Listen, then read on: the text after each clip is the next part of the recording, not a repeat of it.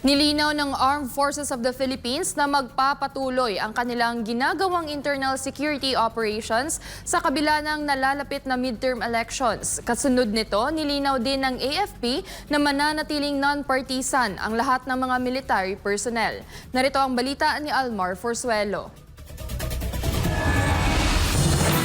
Magpapatuloy ang Armed Forces of the Philippines o AFP sa kanilang ginagawang internal security operations sa kabila yan ng nalalapit na midterm elections. Inatasan kasi ang AFP na tulungan ang pambansang pulisya na magbantay upang mapanatili ang seguridad sa darating na halalan. Sa isang panayam, sinabi ng tagapagsalita ng AFP na si Colonel Francel Margaret Padilla na handa silang gampanan ang trabahong ibibigay sa kanila ng COMELEC kahit pa nakatutok ngayon ang hukbong sandatahang lakas ng Pilipinas sa pagbabantay sa teritoryo ng ating bansa. Bukod sa mga nabanggit, sinabi ng AFP na kanilang susuportahan ang Philippine National Police o PNP sa mga misyon nito na makamit ang kaayusan at may patupad ang batas. Tungkol naman sa tanong kung magkakaroon ba ng reassignment sa kanilang hanay upang maiwasan pagdududa ngayong eleksyon, sinabi ni Padilla na mananatiling non-partisan ang lahat ng military personnel. Para sa Diyosa sa Pilipinas, kung mahal Almar Forzuelo, SM9 News.